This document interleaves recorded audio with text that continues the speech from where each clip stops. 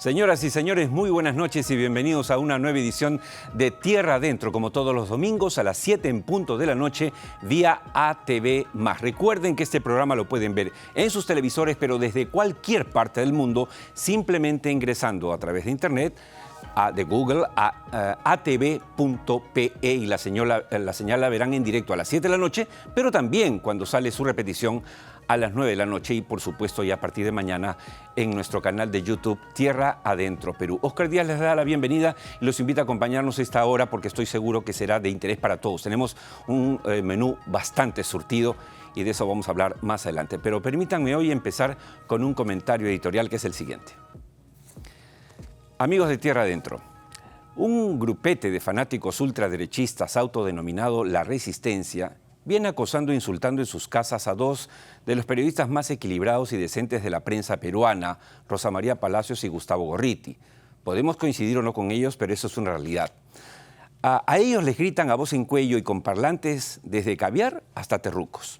Todo porque se atreven a defender los derechos humanos como si eso lo convirtiera a uno en terrorista o antipatriota, cuando más bien es todo lo contrario.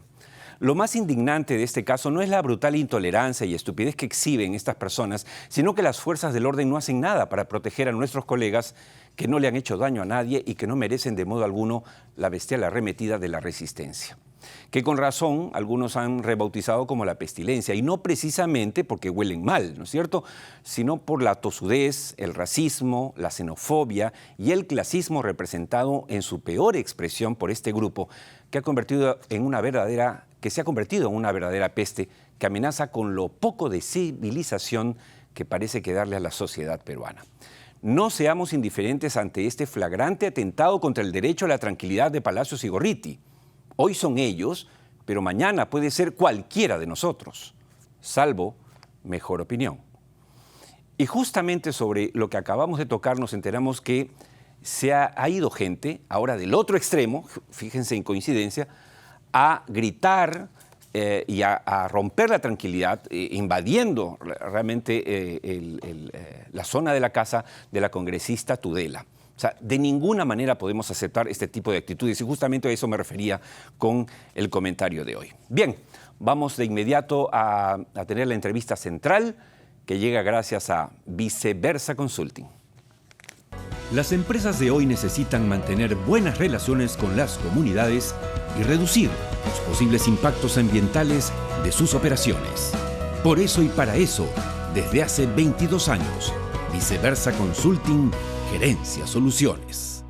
Bien, nuestro primer invitado es Diego Macera, director del Instituto Peruano de Economía y director del Banco Central de Reserva, a quien tengo el gusto de recibir hoy en el programa. Buenas noches, Diego, y gracias por estar aquí. Gracias por la invitación. Encantado. Lo hablábamos un poco fuera de cámaras, ¿no? En este momento de tantas discusiones, de tanto encuentro y desencuentro en la política peruana, hay muchas versiones sobre lo que está pasando en el Perú y queríamos reflexionar contigo y la valiosa información que ha preparado el Instituto Peruano de Economía para nosotros, para mostrar las dos caras de la economía peruana, o sea, lo que está bien, lo que está mal o no. Y vamos a empezar, señor director, con lo bueno y vamos a conversar de inmediato con nuestro invitado. A ver. La primera lámina nos muestra el tema de la deuda externa. Y decimos que la deuda externa está controlada. Diego, Perú mantiene uno de los niveles de deuda pública más bajos en Latinoamérica, incluso después de los gastos extraordinarios para contener los efectos de la pandemia. ¿Es esto así? Sí, a ver, el Perú tiene todavía un nivel de deuda bastante bajo en comparación con el resto de la región, ¿no? Nosotros estamos en los rangos de 35% del PBI más o menos, ¿no? El resto de la región está más cerca del 70-75%, es el caso de Colombia, por ejemplo. Esto significa que el Perú tiene fundamentos macroeconómicos sumamente sólidos, y que, y es bueno señalarlo, no han sido construidos pues de la noche a la mañana, ¿no? Esto ha sido trabajo diligente, responsable, ¿no? Hecho durante 25, 30 años y que nos han llevado a esta posición envidiable en el resto de Latinoamérica. Ahora, también vale señalar que ninguna fortaleza es permanente, ¿no? Estos son atributos que hay que cuidar. Exacto. ¿no? Y disposiciones que puedan incrementar significativamente el gasto fiscal, ¿no? O que puedan reducir significativamente los ingresos, atentan lógicamente contra esa fortaleza construida. La siguiente lámina, señor director, para que sea preparada en exclusiva para Tierra Adentro por el equipo del IPE, nos habla de las reservas internacionales netas que son superiores al de otras importantes economías de Latinoamérica. Ahí estamos viendo el cuadro y esto es realmente la envidia de América Latina. ¿Qué nos comentas sobre esto? Cierto, es la misma idea. Nosotros hemos construido también estas reservas internacionales que son una de nuestras principales defensas del tipo de cambio, ¿no? Nosotros tenemos esta fortaleza detrás, ¿no? Administrada por el Banco Central de Reserva, ¿no? Que nos permiten defender el tipo de cambio, nos permite defendernos ante fluctuaciones del mercado y como podemos ver en la lámina, este es muchísimo mayor de lo que tienen otros países de la región, ¿no? Lo que significa, en caso hay una turbulencia internacional, ¿no? Algo como lo que sucedió pues, en el 2008, como lo que sucedió en el 2020, ¿no? El Perú tiene una muy buena capacidad de respuesta, ¿no? Eso es más o menos lo que significa que podemos ver aquí en la diapositiva. Y realmente es la envidia. Yo recuerdo que hace 4 años o 5... estaba yo en Toronto en el evento del PDAC que tú y yo conocemos muy bien y que se realiza la próxima semana y ahí estaremos. Y estaba como invitado pues de cajón siempre el presidente del Banco Central de Reserva, Julio Velarde, y contaba ahí que y ya quisiera, ¿no? Decía el ministro de Economía de México, ya quisiera tener la salud que tiene Perú. No, es que, de verdad, con excepción quizá de Chile, ¿no? Ningún otro país tiene el nivel de fortaleza macroeconómica que tiene el Perú, a pesar de haber tenido una de las peores gestiones durante la crisis del COVID-19. Y el comentario fue, daría un brazo por tener lo que tiene Perú. Ok, la lámina 3 nos habla de las exportaciones tradicionales que han llegado a niveles récord. Están ahí las exportaciones que valen, esas son, ¿no es cierto?, que han llegado a 47 mil millones de dólares en el 2021 y 2022, claro, impulsado por el incremento de las cotizaciones de los metales, entre otras cosas. Es otro signo vital muy bueno de la economía peruana. Esto es excelente, pero acá hay que tomarlo con algunos matices, ¿ya? Y es aquí quizá el contrafactual, es ¿qué hubiese podido pasar si hubiésemos estado en mejores condiciones políticas durante el año pasado? Cierto, la oportunidad, ¿no?, perdida. Efectivamente. O sea, cierto, hubo buen precio en general del cobre el año pasado, es lo que ayuda aquí al empuje de las exportaciones tradicionales, pero pudo ser mucho más, pudo ser muchísimo mejor. Lamentablemente el contexto pues, de conflictividad social no lo permitió. Ahora, tenemos esas exportaciones tradicionales, pero el siguiente cuadro nos habla de las no tradicionales, ¿no? Porque también hay la percepción, y por eso queríamos tenerte hoy en el programa, y nos da mucho gusto que estés aquí con estas cifras tan bien preparadas por el Instituto Peruano de Economía, porque claro, se da la sensación, no solo sube la minería porque efectivamente los metales y demás, pero miren ustedes, amigos de Tierra Adentro, este cuadro. Y este es un programa que trata de dar el otro ángulo. No todo es pues, pesimismo, ¿no es cierto? En el 22, la exportación no tradicional alcanzó un máximo histórico de 18.200 millones de dólares. ¿Qué lo explica? A ver, se ha multiplicado por 9 el nivel de exportaciones no tradicionales, principalmente motivados por agroexportación. Por 9 desde el 20. En los últimos 20 años se ha multiplicado por 9. Entonces no estamos hablando pues, de 30%, 40%, no estamos hablando por 9. Ahí el principal factor, por lejos, ha sido el boom de la agroexportación, ¿no? Que se ha multiplicado por 15, por 20 con productos estrella, ¿no? Como puede ser la palta, ¿no? El arándano, que ha superado incluso a la uva, ¿no? Que son cultivos que, no existían. Desde hace, principalmente pensando en el arándano, no existían hasta hace relativamente pocos años. Y hemos sido iniciativa absolutamente privada. Y hemos sido capaces de ponernos en el mapa con esto. Ha habido una serie de pilares que nos han permitido este empuje, ¿no? Por un lado, la ley de promoción agraria, ¿no? Esto ha sido fundamental. ¿no? También hemos tenido esfuerzos de irrigación, ¿no? Hemos tenido tratados de libre comercio, ¿no? Y también hemos tenido, lo que mencionas tú, la iniciativa privada para convertir lo que en algunos lugares era, ¿no?, desierto, ¿no?, en total. campos fértiles y productivos, y que además emplean a decenas de miles de personas. Y me permite hacer un comentario chiquito. Es de lo que más ha crecido, es la actividad que más ha crecido, no solamente aquí estamos viendo producción, pero también en empleo en los últimos, desde la pandemia hasta ahora. Increíble, es buenísima la noticia. Ahora, hablamos de la recaudación tributaria, ¿no?, que está realmente al tope. El alza del precio del cobre a niveles récord en el 2021 permitió que el 2022 se registre la mayor recaudación de impuestos a la renta del sector minero de la historia, según el IPE. No, según el IPE, pero según las cifras de SUNAT, ¿no? Así Esto es. cualquiera puede revisarlo. Así es. Y esto en realidad ayuda, creo, a desmitificar, a aclarar esta historia que se decía, oye, las mineras nunca pagan impuestos, ¿no? No sube el precio, pero creo que ya está mucho más claro, ¿no?, cómo funciona el esquema tributario minero, ¿no?, a partir de lo que ha pasado del año pasado.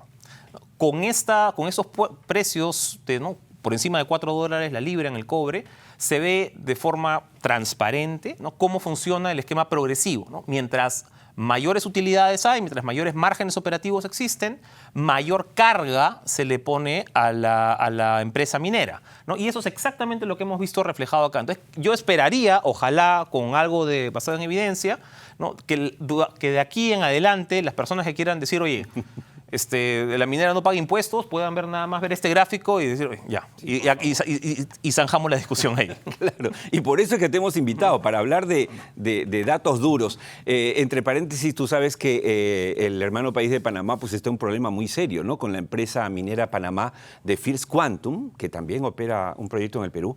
Y es que, para que sepan los televidentes, en el año 97 un gobierno panameño fijó una regalía de 2% a esta minera. 2%. En el Perú las mineras pagan casi 50% en promedio, entre 48 y 52. Imagínese usted la diferencia sideral. Y por eso lo que dices es absolutamente cierto. Vamos a entrar entonces, ahora hemos hablado de todo lo bonito, porque existe, porque el Perú es grande y lo decimos siempre en este programa, para combatir el pesimismo. Y entramos a lo malo, porque acá no les contamos cuentos tampoco. Y lo malo, el primer cuadro nos habla de los efectos de la guerra de Ucrania. Lo malo viene del exterior, porque la balanza comercial sobre la cual preguntamos al IPE registró un superávit anual de 9.565 millones de dólares el 22, 35 menos que el 2021. ¿Por qué, Diego? En parte eso ha sido consecuencia del incremento de precios internacionales, ¿no? Hemos visto, si bien subió, ¿no?, desde pandemia hasta ahora, ¿no?, subieron los precios del cobre, ¿no?, y otros minerales, como decíamos antes, que nos favorecen, ¿no?, también subieron precios de materiales y bienes que importamos, ¿no? Principalmente aquí estoy pensando alimentos, ¿no?, maíz, trigo, ¿no?, y energía también, ¿no?, como petróleo. Entonces, eso se balancea, ¿no? Por un lado nos beneficia el incremento de precios internacionales por el lado de las cosas que exportamos, ¿no?, pero nos perjudican por el lado de las que importamos, ¿no? Y aquí ese es el efecto neto que estamos viendo en el 22, ¿no?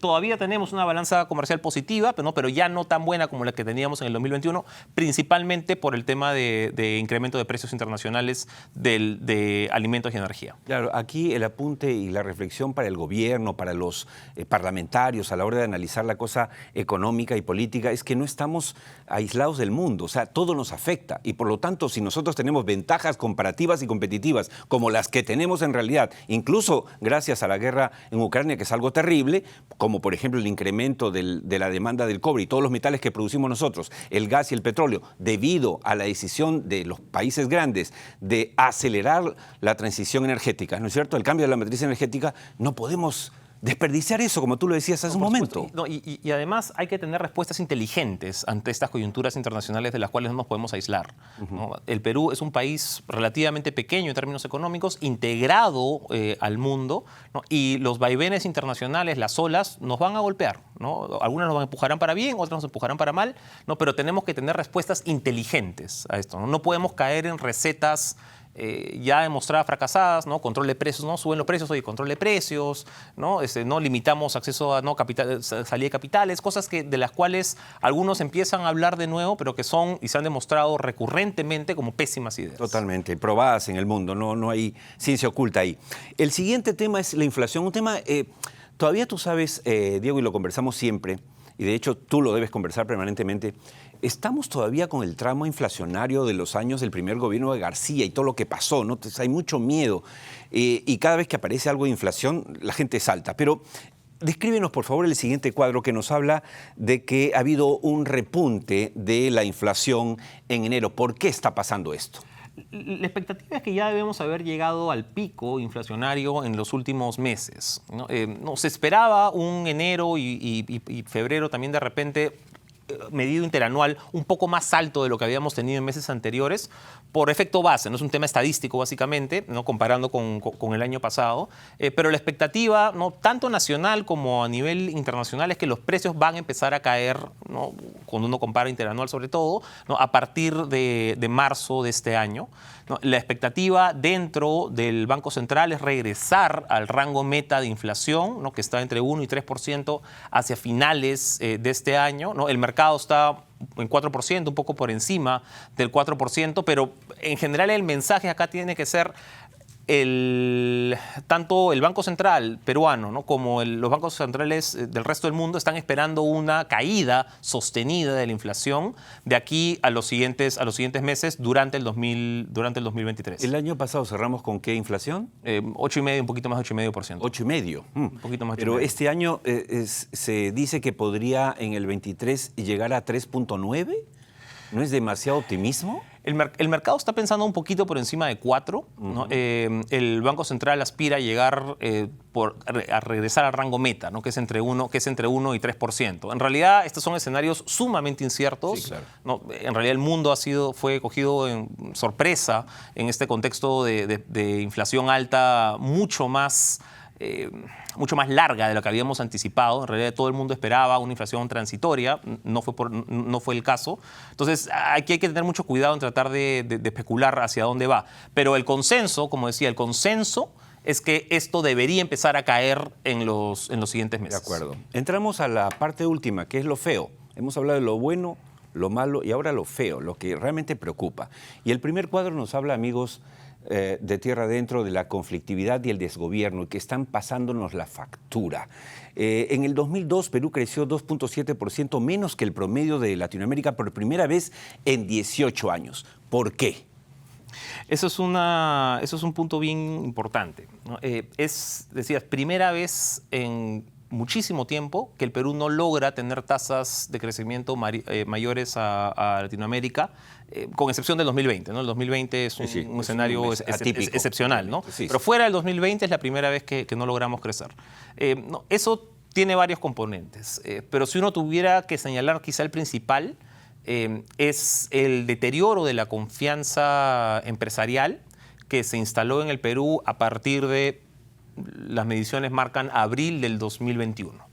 ¿Ya? No, a partir de abril del 2021 tenemos una reducción en la confianza significativa que probablemente se traduce, ¿no?, en tasas menores de inversión y a su vez se traduce en un mercado laboral deteriorado, ¿no?, y que todavía no llega a recuperar los niveles que teníamos antes de la pandemia. Entonces, eso es básicamente consecuencia, ¿no? Ha habido temas internacionales, por supuesto, ajustes de liquidez por aquí y por allá, pero lo más importante ha sido la reducción en la confianza que se instaló en el Perú desde inicios del 2021. De acuerdo. En la siguiente lámina hablamos de los conflictos y cómo los conflictos sociales están afectando la producción minera en el Perú en momentos en que realmente el precio mejora, en que podríamos exportar mucho más, miles de toneladas más de los metales preciosos que tenemos, en particular del cobre. En el 2002 la producción minera cayó 0,2% ante la paralización de importantes minas afectadas sobre todo por los conflictos sociales. Ciertamente esto fue compensado y hay que decirlo, yo quisiera que tú lo expliques claramente, porque uno dice, entonces estamos súper bien. No, cuidado. Esto ha sido compensado porque ha entrado al escenario Quellaveco y algunas otras minas que habían retrasado su producción. Sí, lo más importante en términos de producción es lo que mencionas, Quellaveco, ¿no? Al cuarto trimestre del año pasado, ¿no? Volvemos a tener tasas positivas de crecimiento en producción minera a partir de Quellaveco en Moquegua. Ahora, los primeros 3 trimestres del año, ¿no? 3/4 del año, estuvimos en negativo, ¿no? A pesar de haber tenido precios extraordinarios de minería en buena parte de esos meses. Entonces, hemos tenido, y a eso iba con el comentario contrafactual, ¿no? Hemos tenido un desperdicio enorme de recursos, de posibilidad de generación de empleo, de captación de divisas durante 9 meses del año pasado, ¿no? Principalmente por la conflictividad. Ahora, esperamos poder retomar tasas de crecimiento buenas durante el 2023 en términos de producción. De nuevo, Quellaveco acá juega un rol fundamental. Lamentablemente no tenemos muchos nuevos proyectos ni en fase de construcción, ¿no? Que podamos esperar que empiecen producción en los siguientes años, ¿no? Y este en realidad es el drama, ¿no? Más allá de lo que pueda haber pasado el año pasado, incluso este año, lo más preocupante es que no tenemos en la tubería de proyectos algo de ese tamaño, ni siquiera cercano, por inaugurar en 2024 o 2025. Bueno, y ojalá que el PDAC, el PDAC, que es el Prospector and Developers Association of Canada, que se realiza todos los años de 84 años en Toronto, de la próxima semana, del 6 al 8, sea una oportunidad para que el gobierno vaya, exhiba la riqueza minera peruana y efectivamente atraiga más inversión. Eso esperamos todos los peruanos. Reactivar algunos de los que están pendientes. También. O sea, tenemos ahí a Tía María, tenemos varios en Cajamarca, ¿no? La cartera que siempre mencionamos, que de 53.000 millones, que no hay que ir a buscarlos, ya están ahí, pero hay que echarlos a andar, Dios mío. Avanzados, con muchísimos permisos, esos hay que aprovechar. Exacto. El último cuadro, agradeciéndote mucho el haber asistido a nuestros estudios, Diego, siempre tú muy gráfico, muy claro y directo, es sobre el tema del turismo, ¿no? Que realmente está, como decimos en el cuadro, en cuidados intensivos. Perú recibió apenas 2 millones de turistas internacionales el 2022, menos de la mitad de lo registrado el 2019. Pero lo más preocupante aquí de la información que nos alcanza el IPE es que se ha perdido casi 450.000 empleos directos e indirectos en este sector. O sea, casi medio millón de empleos. Es algo muy preocupante sobre el cual el gobierno debería hacer algo ya, pero de verdad. Incluso más preocupante es que no tenemos mayores perspectivas de que en el 2023 esto vaya a mejorar mucho en la situación, si se mantiene la situación de conflictividad en la que estamos. Mientras otros países de la región ya han recuperado los niveles de turistas que tenían antes de la pandemia, el Perú ha quedado sumamente rezagado. Nos estamos disparando al pie. Y este 2023, digamos, si mantenemos esta trayectoria, pues esto solamente va a empeorar. Exacto. Y eso implica muchísimos, decenas de miles de puestos de trabajo menos, muchos de ellos en zonas apartadas y de alta vulnerabilidad. Hay un par de datos con el que quisiera cerrar esta conversación, ya no hay cuadros sobre ellos, pero es muy importante. Miren, amigos televidentes de Tierra Adentro, solo el 2% de los peruanos tiene seguro privado, el 2%. El ingreso laboral promedio en las empresas formales de los peruanos, ingreso promedio, es 2.009 soles, 2.009 soles. Y si hablamos de las empresas informales, el ingreso mensual promedio es de 829 soles, menos de 1.000 soles. Si no entendemos esta realidad, no entendemos nada. O sea, hay una larga, ¿no es cierto?, una tarea, un reto de este gobierno, de todos. Tenemos que juntarnos, tenemos que dejar de hacer paros, porque lo que necesitamos más bien es echar a andar la maquinaria, porque el Perú tiene posibilidades, como nos lo acaba de mostrar claramente Diego Macera, que es director del Banco Central de Reserva y director del IPE. ¿Algún comentario final, Diego? No, quiero quedarme con tu último punto. El Perú tiene todavía las competencias, y lo mencionabas al inicio, ¿no? Tiene todavía las facultades de crecer a tasas altas, ¿no? Hoy día estamos conversando de, oye, va a crecer al 2%, va a crecer al 3%. Es sumamente insuficiente, 2 o 3%. Son tasas de crecimiento que para un país en las condiciones del Perú casi no sirven. Ya, necesitamos crecer por encima del 4% y el Perú tiene las condiciones para hacerlo, ¿no? Eso es quizás lo más triste del asunto, ¿no? Así es. Aquí es un contexto político principalmente el que nos está poniendo CADE. Exacto. Bueno, muy claro. Muchas gracias, Diego. Muchas gracias. Ha sido Diego Macera con nosotros y bueno, vamos a seguir con otras entrevistas, por supuesto. Estoy seguro que serán de mucho interés para ustedes. Nos acompañan entonces en el siguiente bloque. Nos vamos a la pausa previa palabra de consultor. Volvemos. Yo creo que las empresas tienen una gran oportunidad para incursionar dentro del cuidado de salud, no solamente de los colaboradores, también de las comunidades. Las empresas que participan del cuidado de las comunidades y de los colaboradores son empresas queridas en las poblaciones. Entonces, más que solamente dar dinero o hacer proyectos sociales, enfoquémonos, utilicemos toda esta enseñanza que nos ha dejado la pandemia para participar también del cuidado de la salud de los lugares donde la empresa tiene impacto. Estoy seguro que eso va a crear una mayor interacción entre población y empresa. Yo creo que... Ingresamos de inmediato a la segunda parte del programa de hoy, 26 de febrero del año 2023, aquí en Tierra Adentro. Y nos vamos de inmediato hasta Nueva York para el segmento Desde Wall Street.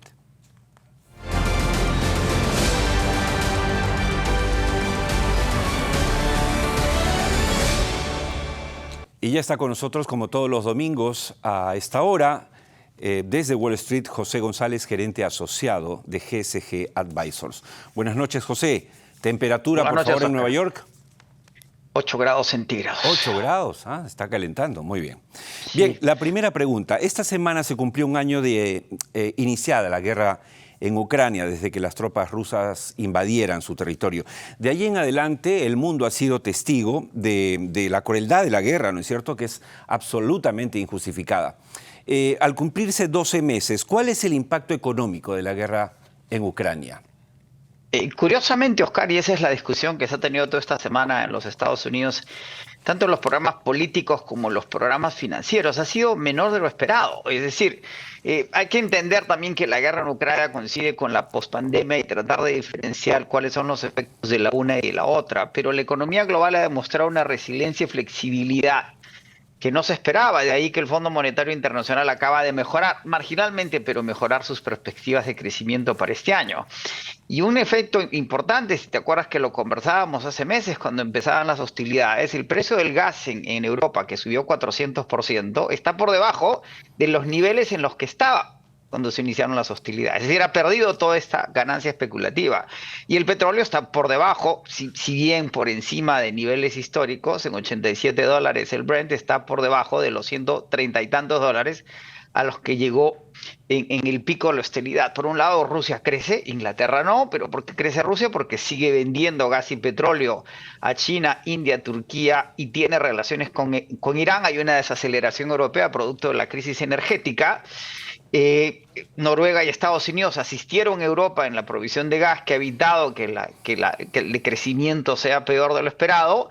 El rezago inflacionario que estamos viendo en las cadenas de abastecimiento tiene que ver con la pandemia y la crisis energética. La hambruna que esperábamos también está controlada. La devastación en Ucrania, como señalas, es lo peor. 30% de contracción en el Producto Interno Bruto ucraniano, 13 millones de ucranianos en el éxodo, 7 millones en Europa.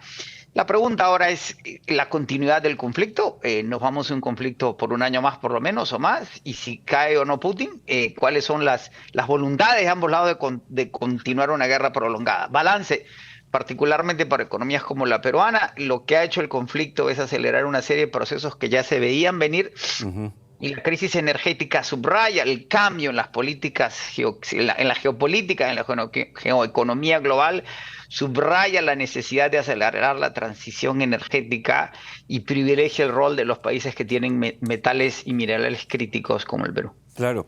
Ahora, justamente hablando de minería, BHP, la minera más grande del mundo, anunció resultados de su primer semestre fiscal y estos reflejan la situación y perspectivas de la minería global por la trascendencia de esta empresa. ¿Nos puedes resumir, digamos, lo más importante de este informe de BHP? Correcto, BHP, la compañía australiana basada en Melbourne, anuncia resultados el lunes pasado y son observados con mucho detenimiento por el sector minero por ser, como dices, la minera más grande del mundo, y señala que los mismos han sido inferiores a lo esperado en ese primer semestre, el año fiscal es a junio, a causa de aumento de costos incrementales y precios debilitados en las materias primas en general y en los metales en particular, con especial énfasis en hierro, cobre, níquel, potasa, carbón metalúrgico, energía, que es lo que produce BHP. Michael Henry, el CEO de la compañía, dijo que las perspectivas de la segunda mitad del año, sin embargo, son positivas, en función de las decisiones políticas en China que reforzarán su economía y por la demanda doméstica de China en la India, que proveerían un contrapeso estabilizador a la desaceleración al comercio internacional y las economías de los Estados Unidos, Japón y Europa. Los ingresos de la compañía en este primer semestre se vieron afectados por la desaceleración en China y el aumento de las tasas de interés y la inflación que aumentaron los costos. BHP considera, sin embargo, que el futuro por las próximas décadas, y subrayan próximas décadas, independientemente de la volatilidad de los metales en el corto plazo, subirían por el crecimiento poblacional, el incremento en los niveles de vida, la infraestructura requerida para la descarbonización, que seguirán dinamizando los precios del acero, los metales no ferrosos y fertilizantes. La compañía subraya en sus resultados, valga la redundancia, en los pagos de impuestos y royalties, la reducción de emisiones de carbono, el apoyo a la biodiversidad y los ecosistemas, el incremento en su personal femenino y la procura a las poblaciones indígenas. La agenda ASG a lo largo de todos los resultados de la compañía, y destacan que proyectan la extensión de la vida en el tiempo de la producción de antamina. Es importante decir que BHP siempre ha marcado la pauta de la minería mundial y por eso era tan importante hablar, y estos datos son para apuntar. Muchas gracias, José. Hasta el próximo domingo. Bien, Gracias, nos vamos de inmediato a presentarles la entrevista que sigue, entrevista importante, que llega gracias a GSG Advisors. GSG Advisors. Financiamiento para proyectos mineros. Capital para ampliación de operaciones. Portafolios de inversión del sistema financiero norteamericano. GSG Advisors. En Norteamérica, pensando en el Perú. Bien, la siguiente entrevista es con Eric García, exdirector general de Hidrocarburos, experto en temas de hidrocarburos y gas. Bienvenido, Eric, al programa, nuevamente. Hola, Oscar, un gusto saludarte y a todos los televidentes. La razón de la invitación, para empezar, es que hace una semana o 2 semanas compartimos la noticia de que el gobierno había decidido que en los próximos 3 meses reactivaría el proyecto del gasoducto sur, que quedó entrampado por todo el escándalo de Odebrecht en el 2014 o posterior al 2014. ¿Cuál es la importancia de esta decisión? ¿Cómo lo ves? Bueno, hay que felicitar al Ministerio de Energía y Minas por esta decisión. Es muy importante llevar gas al sur. Ya al nodo energético estamos pagando centrales como reserva fría. Sin embargo, ya el COES ha pronosticado que si no se aumenta generación o no se lleva gas al sur, a partir del año 2026, 27, 28, va a haber una necesidad de usar diésel. Y si usamos diésel en esas centrales, lo que va a pasar es que la tarifa eléctrica va a subir. Han calculado más o menos entre 200 a 300% de subida de la tarifa eléctrica para todos. Entonces sí es importante llevar gas al sur. Así es. Ya sea por el gasoducto Alto Andino, por el costero, por ambos como anillo energético, pero se tiene que tomar las decisiones ya. Yo saludo la decisión del Ministerio. El año 2022, con todos los cambios que ha habido, yo sé que se paralizó el proyecto, vamos a decir, se estaba trabajando en la Dirección General de Hidrocarburos, había un equipo de profesionales que estaban liderando que este proyecto continuara. El 2022 lamentablemente se paró y qué bueno que el ministro lo ha anunciado. El tema de los 3 meses, yo sé que ya lo han activado. ¿Cuánto va a demorar la licitación? Va a depender mucho de qué mecanismo tomen, si va a ser gobierno a gobierno, si va a ser obra pública, si va a ser APP, cofinanciado, autofinanciado. Va a depender mucho de la decisión. Bueno, claro, y hay un dato que vale la pena compartir con los televidentes, pero también con los congresistas, también con el Ejecutivo, y es que cuando se licitó esta importante obra, que es una mega obra, en el 2014, el postor ganó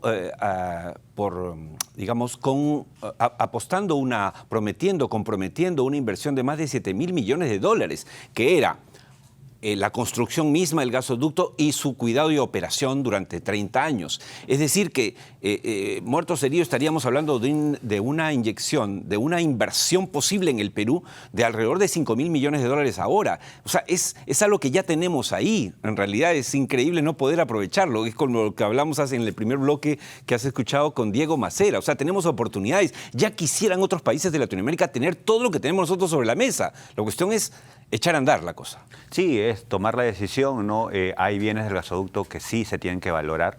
Hay, por ejemplo, ¿no? Todo lo que es el estudio de impacto ambiental, la servidumbre, los estudios de ingeniería pueden ser utilizados. Eso ya lo ha dicho Mok McDonald. Lo que sí habría que hacer es una evaluación técnica de qué es lo que puede usarse y qué es lo que no puede. Ha pasado varios años, ahorita algunos bienes lo está cuidando Sinarmin. Sí. Pero bueno, esa es una y los tubos se han oxidado, obviamente, desde el 2014, estamos en el 2022. El MINEM ha anunciado que realizará 305.000 conexiones más de gas natural. ¿Qué mecanismo se tiene que utilizar o utilizará para lograrlo, según lo que sabes tú, Eric? ¿Es una meta alcanzable? Sí, a ver, muchas personas no conocen el año 2021, que se le dio mucho impulso con el viceministro Murillo, se cambió varias normas de masificación.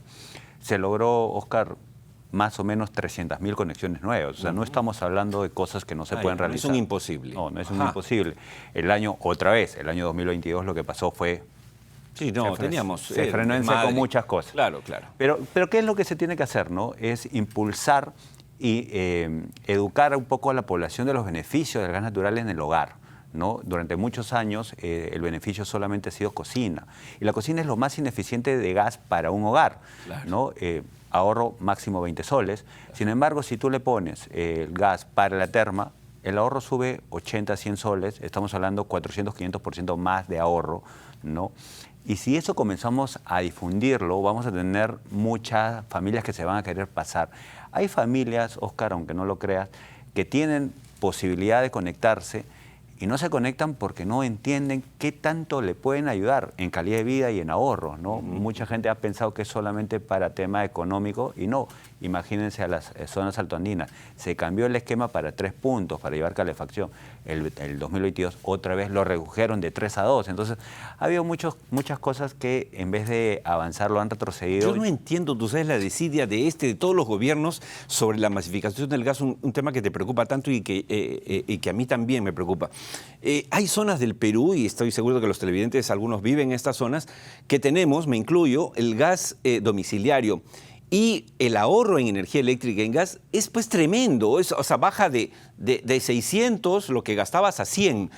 Y me parece absolutamente injusto que la gente de El Salvador, de Villa María del Triunfo, no tenga ese acceso. Es increíble que la decida, y ojalá el gobierno de la señora Dina Boluarte y del primer ministro Otárola se preocupen por este tema, como el ministro parece que sí.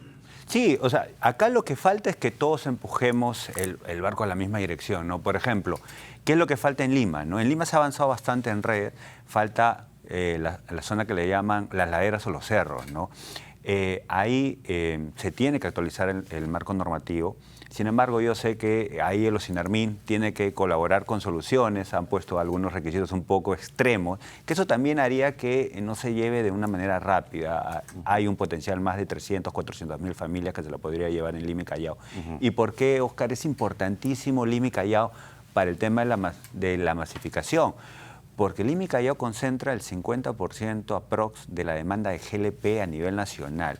Y nosotros como país no tenemos GLP. Entonces estamos importando casi 33%, precio internacional, subida, cada vez que hay una subida sufrimos todos los hogares, pudiendo bajar mucha demanda de GLP en Lima y ese GLP redistribuirlas a las zonas rurales que... Aquí hemos tocado el tema y lo vamos a repetir hasta el cansancio para el gobierno, para y todos.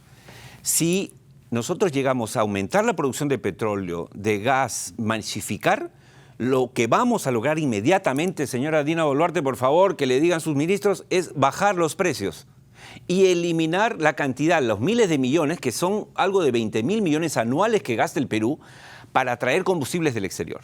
Una cosa de locos, cuando los tenemos acá.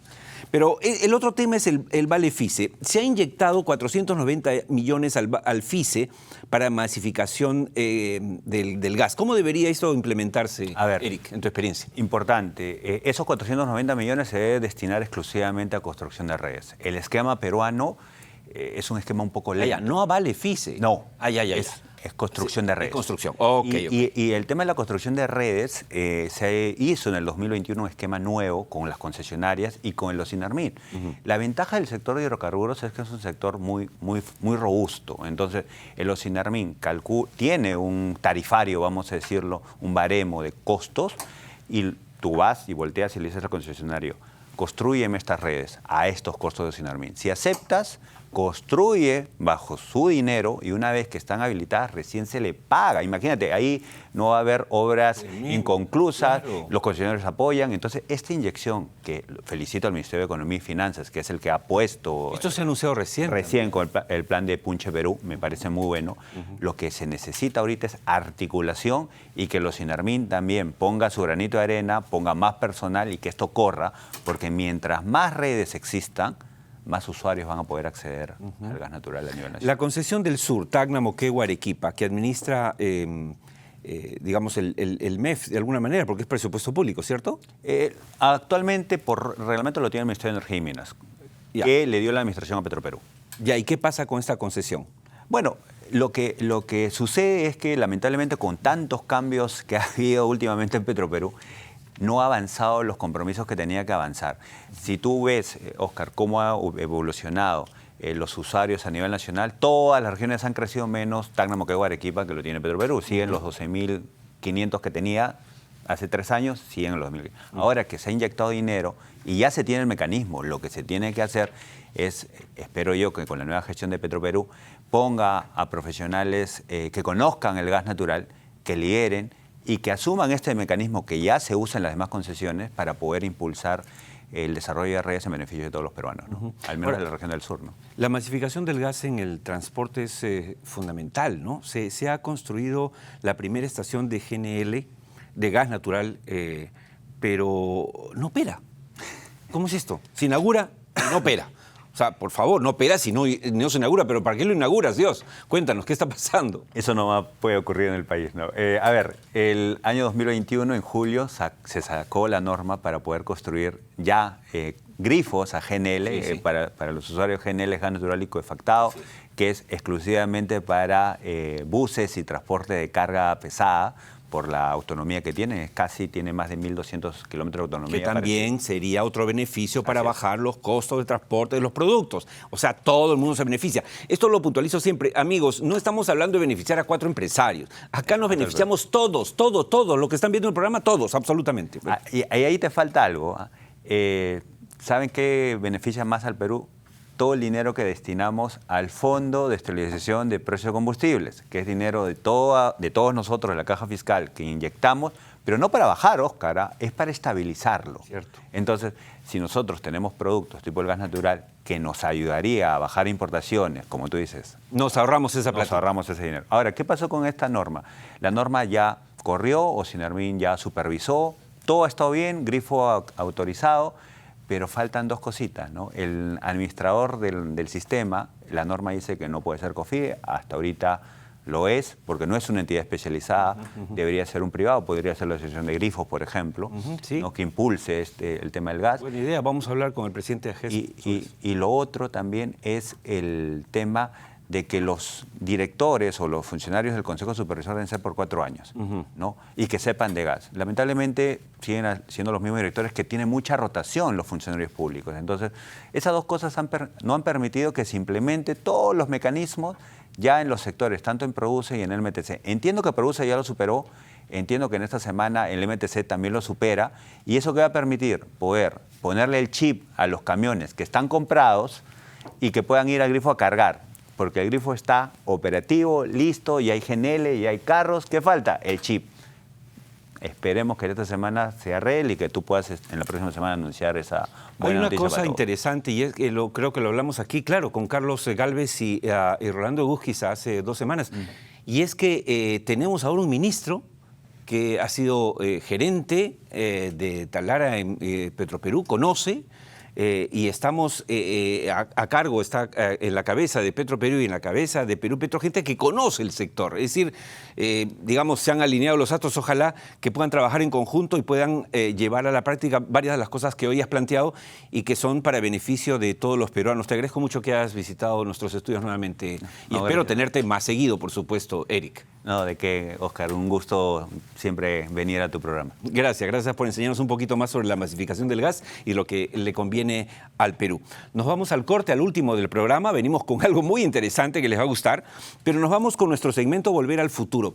Hablamos en el primer bloque con nuestro invitado Diego Macera sobre el crecimiento exponencial de la agroexportación peruana. Imagínense ustedes, no es algo jalar los pelos pensar que en algunos años los insectos robóticos puedan polinizar los cultivos del mundo y del Perú. Sepamos cuándo en nuestro segmento de Pase a Comercial y retornamos en la última parte de Tierra Adentro. Pase la voz.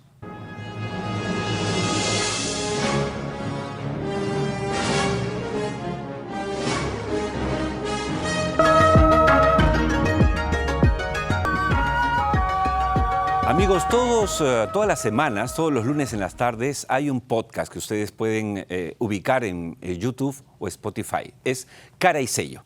Todas las semanas analizamos el quehacer político, económico y social del Perú con Juan Carlos Ruiz, con José González y quien les habla, Oscar Díaz. En 15 minutos ustedes tienen un panorama dentro y fuera del Perú, pueden ponerse al día de lo que está pasando en nuestros países, así que los invitamos a suscribirse a nuestro canal de YouTube y por supuesto sintonizar el podcast de Cara y Sello. Bien, dicho esto, amigos, como nunca antes en la historia del fútbol peruano, ahora vemos walkovers, suspensiones de partidos como el de ayer de Alianza Lima o amenazas a los medios de comunicación para que no transmitan los partidos no autorizados por la Federación de Fútbol Peruano. El fútbol profesional es un deporte, efectivamente, es un espectáculo, pero es un negocio que da trabajo a miles y miles de personas en el mundo y por supuesto en el Perú. De eso y de la crisis del fútbol que está agonizando en el Perú, vamos a hablar de inmediato con nuestro invitado en la entrevista del cierre que llega gracias a Lavalier.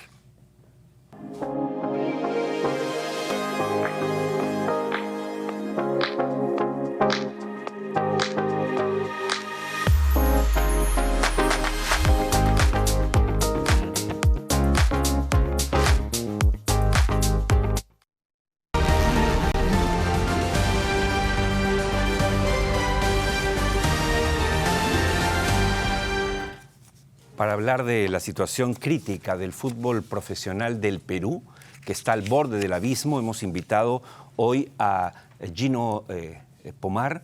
Él es periodista deportivo destacado, con muchos años de experiencia, columnista de Perú 21, quien ha aceptado nuestra invitación para aclararnos este panorama. Buenas noches y bienvenido, Gino. Oscar, ¿cómo estás? Buenas noches y agradeciendo la invitación a tu programa. Encantado. A ver, empecemos. Con el estatuto aprobado en octubre del 21, apoyado por FIFA, se estableció que la Federación Peruana de Fútbol es propietaria de los derechos audiovisuales de las competiciones, ¿no? De su competición. En este marco, en agosto del año pasado, se convocó una licitación para adquirir los derechos de la Liga 1 2023. Esto a pesar de que los clubes tenían un contrato vigente con el Consorcio Fútbol Perú, CFP. Con inusitada celeridad, Gino, en septiembre pasado, la Federación Peruana de Fútbol cerró un acuerdo con la empresa 1190 Sports. Sin embargo, ojo, y aquí viene el problema, 8 de los 9 clubes de fútbol peruano, de fútbol profesional, no reconocen este acuerdo. ¿Quiénes? Alianza Lima, nada menos, Universitario de Deportes, Municipal, Sport Boys, Melgar, Cienciano del Cusco, Cusco Fútbol Club y Binacional. Y estos son los clubes que llenan los estadios, los que jalan sintonía, obviamente en su transmisión. ¿Por qué estos clubes no reconocen lo que pretende Agustín Lozano y la Federación Peruana de Fútbol? Porque muchos de esos clubes firmaron un contrato con el Consorcio de Fútbol Perú. Entonces, cuando la Federación les dice, tenemos ahora 1190 Sport como consorcio que va a transmitir los partidos y el que va a vender los derechos a otros medios, entonces los clubes salen y dicen, yo tengo contrato vigente. Y tenían contrato vigente algunos, como Municipal, como Universitario, como Boys y como Manucci. Pero hay algunas como Alianza, como Universitario, dicen, tengo contrato y hay una cláusula de extensión. Y hemos asumido esa cláusula y hemos alargado nuestro contrato. Entonces la federación le dice, un momentito, nosotros habíamos anunciado en el año 2019 que en el 2023 se acababa todo y en el 2022 se acababa todo y en el 2023 nosotros negociábamos los derechos. Ahora, hay que aclarar que la federación originalmente siempre ha sido los dueños de los derechos audiovisuales para la transmisión de los espectáculos. Y tenía una comisión que le pagaban todos los clubes, obviamente. Correcto, el 10%. Ya. Pero la federación decide en el 2019, en el 2022... Yo manejo el negocio. Se acaba. Yo en el 2023... Yo ya no quiero recibir un porcentaje, quiero manejarlo. Quiero manejarlo. Como era antes, pero hace 20 años atrás. Hace 20 años. Lo que pasa es que la federación los dejó manejar a los clubes 20 años después, y después dice, y en este tiempo, en el 2019, le dice, a partir del 2023 yo voy a negociar, yo voy a hacer esto. Pero yo no sé si lo hice por escrito, lo hice de palabra, de qué forma lo hice, porque parece que los clubes no le hicieron mucho caso. Inclusive en el 2022, algunos de ellos, como repito, alargaron. Hicieron uso de esta cláusula y alargaron contratos. Entonces, cuando la federación le dice se acabó y los clubes dicen yo ya alargué mi contrato, ahí está el tema. El problema creo que no es el contrato. El problema es en sí los derechos que creen que tener los equipos para haber alargado este contrato, haber usado esta cláusula. Y yo creo que la federación no fue muy clara para decirles no usen ninguna cláusula. Ahora, pero esto se acaba en el 22. La federación ha recurrido al Poder Judicial para medidas cautelares, para evitar transmisiones, partidos. Ha judicializado el fútbol peruano. Esto es muy preocupante. Y la federación siempre dijo cualquier problema con el fútbol peruano, con la liga, con la organización de los campeonatos, no hay que recurrir a la justicia ordinaria. Siempre es con el TAS, es con la FIFA, con la Conmebol, que debemos resolverlo. Siempre la federación impidió esto. Y ahora la federación es la que lleva esto al Poder Judicial. Va a terminar se hace una medida cautelar y el fútbol está así. Sí. Se tuvo que pensar. Ayer, por ejemplo, suspendieron el partido, pero vamos, entre nos, y me lo comentabas antes, porque tú eres el experto, no yo, pudieron suspendieron el partido para no dar como walkover a Alianza. Suspendieron el partido porque no le quedaba otra. Entonces dijeron, no vamos a dar un nuevo walkover porque Alianza será el campeonato y esto se nos cae peor de lo que ya está. Chau. Entonces, ¿qué hacemos? Lo que quería la federación es que 1190 Sport transmite el partido de Alianza. Y Alianza no lo dejó pasar. Entonces, al no dejar pasar a este consorcio, porque Alianza tiene un contrato con el consorcio del Fútbol Perú, y entonces al no dejarlos pasar a ellos no se transmite el partido. Pero entonces, ¿qué va a pasar, Gino, antes que nos gane el tiempo? ¿Cómo Han habido 6 walkover. ¿Cuál es la solución? No, el inicio del campeonato fue en la fecha 3 y no en la fecha 1. 6 walkover. Sí. Hay partidos que se juegan sin público, hay partidos que no se juegan, y hay partidos que ahora la propia federación lo suspende para maquillar un walkover. Increíble. Sí. Estamos destruyendo el fútbol. O sea, los clubes van a permitir que el señor Lozano destruya el fútbol peruano, que es la única alegría que hay en el Perú. Sí, porque la gente espera, si no va al estadio, espera su fútbol los fines de semana, los sábados, los domingos. Exacto. Ahora ni eso tiene. Ni eso. Los propios futbolistas no saben cuándo van a jugar, cuándo les toca, dónde van a jugar y si los van a jugar. Y el aficionado menos sabe si va a haber algún partido de fútbol. El fútbol está en este momento en la penumbra, en las tinieblas. No se sabe qué va a pasar a futuro, pero se está afectando el desarrollo del fútbol. Y después quieren que los equipos clasifiquen a Copa Libertadores, que hagan buen papel en la Sudamericana. Se vienen eliminatorias que empiezan a medio año. Y también se quiere que Perú clasifique. Reynoso dice, voy a convocar a futbolistas que estén jugando. Acá es un campeonato que se está jugando a medias. Ayer nomás, este fin de semana, para esta fecha, ya han habido 3 postergaciones, 3 suspensiones de partidos. Así se va a ir todo el año, no se sabe. Acá lo que se tiene que hacer, Óscar, es sentarse en las partes comprometidas, la federación y los clubes, y acordar, porque no hay otra. Si no, esto va a quedar en manos de la justicia ordinaria y un juez va a tener que definir qué cosa es lo que va a pasar. Increíble. Pero mientras eso ocurre, el fútbol se va a ir cayendo, cayendo y cayendo. No hay acuerdo, no hay ánimo, no hay ni voluntad para solucionar las cosas y se está afectando a todos. Ellos dos, ya los clubes también, están matando al fútbol peruano a estas alturas. Sí, Maradona dijo que la pelota no se mancha, yo creo que la están manchando acá y la están embarrando totalmente para empezar la Federación Peruana. Dicen que el fútbol es un reflejo de nuestra sociedad. ¿No? Me parece que lo que está pasando en la política, en el gobierno, el Congreso, se está reflejando también en lo que está pasando en los clubes con la federación. No les importa a los hinchas. De acuerdo. Muchas gracias, Gino. Muchas gracias. Nos vamos. Se nos fue el tiempo. La próxima semana, hora 7 de la noche, lugar ATV+, programa Tierra Adentro. Óscar Díaz les dice gracias. Hasta el próximo domingo, si Dios quiere.